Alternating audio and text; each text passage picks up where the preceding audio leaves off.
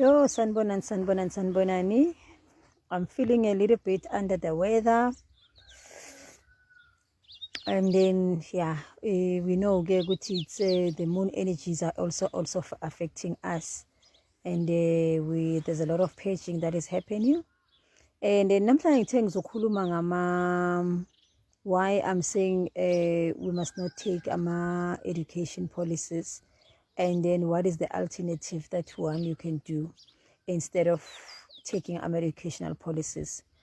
And askisi for to those people abasebenza in this insurance industry and who are selling these products.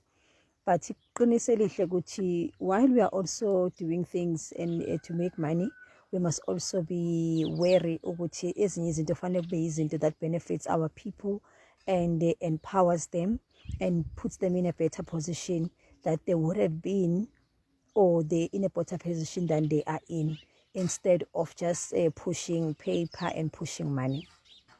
Now, educational policies, yes, man, abo people that work for the government, teachers, police, nurses, those are the main targets. The people, doctors, those are the main targets for the companies that sell those. But I just want to quickly explain what is an educational policy. These things that says with our educational policies, endowments endowments, and that's why na amanye awo anabo term yaka 5 years or term ka 10 years, term ka 15 years. But in a natural form, just endowments.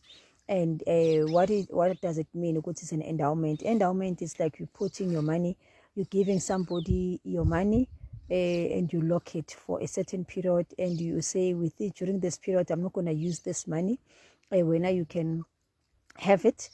And then bese-ke mase asho ukuthi uzokubhadala malini interest. Let's say this, they say ukuthi in 5 years izobuya ne-interest ye 50%, for an example, meaning ukuthi you're giving this person 10,000, in 5 years izobuya na 1,500, ne? Which is the 15%. Izobuya na le 15% interest, and then izobuya na le 1,500. Then when you get excited ke phela vele ukuthi at least at that time is actually a compound with this thing, compound interest, it kicks in, of which it does. I want us to understand that which it does. The only difference with our endowment policies ukuthi they are taxable, meaning ukuthi while you are making whatever the amount, asithi policy yakho ufake 10,000 and in 5 years that policy iti 20,000. I'm making an example, 20,000. Where now you are not going to get the 20,000 in the later 5 years. In 5 years, where now you are actually going to get with 30%, because endowment they attract 30% in the tax at the product level, not even at your level. So that's why you also finally put mabayenza benze nento yama tax directive and all that, bese wena uthola the difference. So utsholo ukuthi wena uzothola le 10,000 plus whatever the interest is. Maybe you think ukuthi by 10,000 plus is a 15,000. Come 5 years uthola imali yakho ukuthi it's only 12,000, and you wonder ukuthi but kanjani, because I was seeing statements, they were showing me ukuthi imali would have been 15,000 or below iveza. The other portion it attracts a 30% tax. Hence, a lot of us, imali educational policy ayikwazi ukuthatha umntwana mise evarsity, ayikwazi ukuthatha umntwana imbadalele those hectic tertiary fees. So noma ungayiqala umntwana ena1, it doesn't make much difference. Ngikhuluma nje because Nama was also a beneficiary of this education policy, and I remember very well one of the things is ukuthi nginga apply for bursaries after matric is because I knew that my father bekathathela ama educational policies. So when I was told the only thing that needs to happen ukuthi umuntu mangaphasa ahamba you apply, I'm not going to even mention the company name, and then bese ke sizothola ke imali leyo esikolweni. To our shock, the money could not even cover the registration. And yes, that's because vele enye into baba uye washona, ubaba ushone ngo-95. when I was doing grade 10. Yeah. Ushone ngo-95 ubaba, meaning ukuthi according to what we know nangendlela esabona ngayo ukuthi he's been contributing that since 1987. So 1987 to 1995, we were talking about 15 years that time, and yet there wasn't much. Not 15 years, 8 years. Yeah, it was 8 years. So there wasn't much. You know, it was a shocker to my system kamama as well. Ukuthi mara ngoba baba kubeka thoni bekele imali, and then where is this money? Sathola ukuthi ke njoba ngisho ke ukuthi it attracts tax. So what is then an alternative? Instead of you taking an endowment, at least nobody bayidonsa and bayiput away, because that's a selling point. Babayithengisa bathi no, at least you'll be disciplined ukuthi uzoba debit order, and then ngeke wazi ukuthi uhambe uye-accessa, because in case uxakekile sofuna uku-accessa leyo mali leyo, so you won't have access to it. So at least it gives you a comfort of discipline. Guys, ayikho i-discipline edlula i-understanding of why we are doing certain things.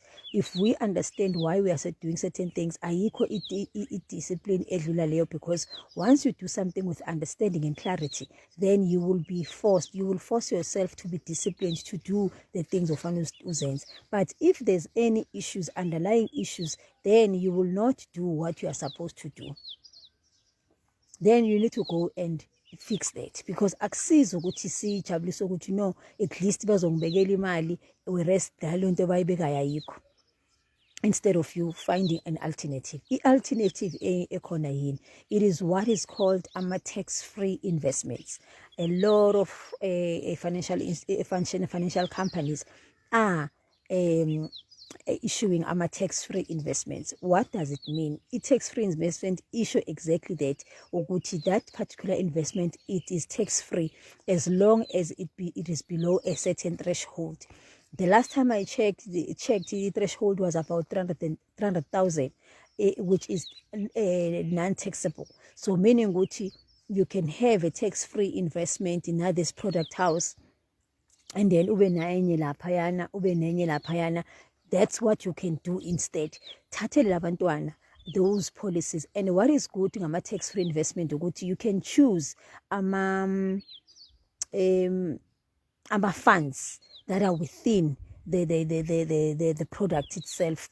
For an example, uthola ukuthi ufaka into ezinjengaboma ETFs, you know, exchange trade funds.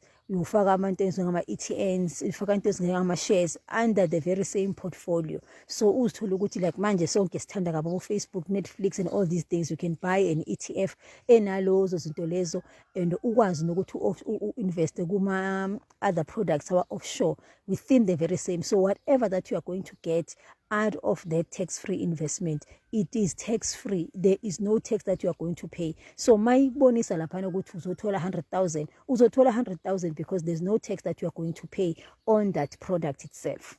So that is why then you should rather vulela abantwana bakho ama tax-free investments.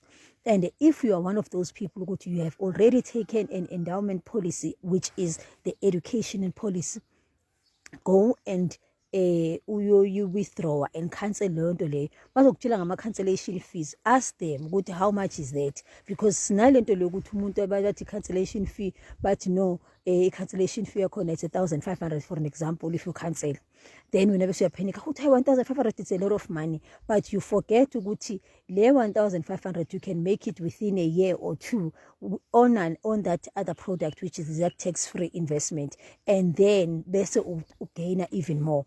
Unlike this one, uhlale kuyo kanti usazoluza vele uma sekufanele ukuthi imali uyithola. So such things we need to be very conscious of. Singastalele mfana, I've mentioned ukuthi into insurance, they make money out of our fears. You know, they capitalize on us being fearful. You are fearful of making this decision. You are fearful of this.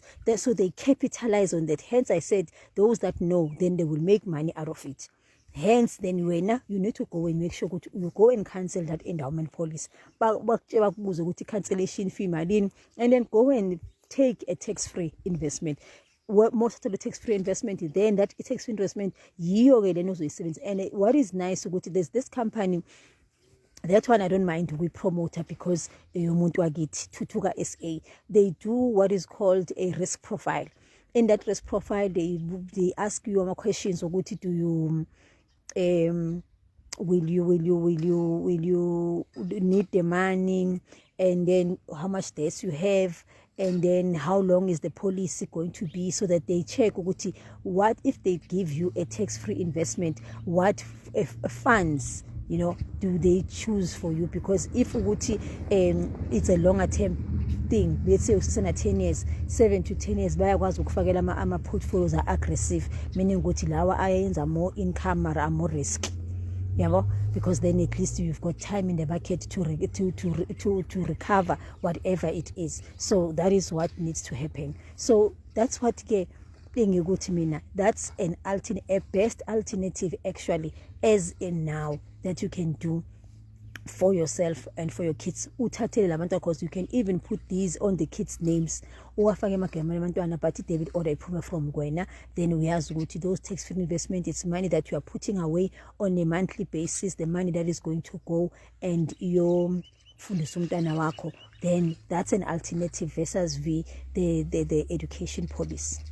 Yeah, that's what I wanted to say today. I wanted to share again. If you do want to get in touch with me, maybe to ask more clarity on the things that I've shared here so far, please feel free.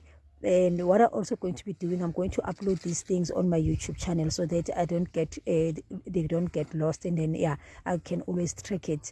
Like people, when somebody after maybe 6 months, person can go and track it there. So I will also put it there. But that's what I wanted to share with you today in Dabayogoti. Rather than doing education policy, rather you go and do tax-free investment for your child or for your kids. And then those tax-free investments, they start as little as 300, 500 a month. So that's an alternative. Actually, that's the best alternative that you can do for yourself and for your child, to use that product instead of the other one. That is it from me to you today. Much love. Inking with these things, I'm using my phone, so I'm unable to check my comments and see. I only see these things after the live, so I'll only respond then if there's anything. But feel free to connect with me via DM, and if you've got my numbers, you can always connect with me via my numbers. That is it from me to you today. Much love. Bye bye.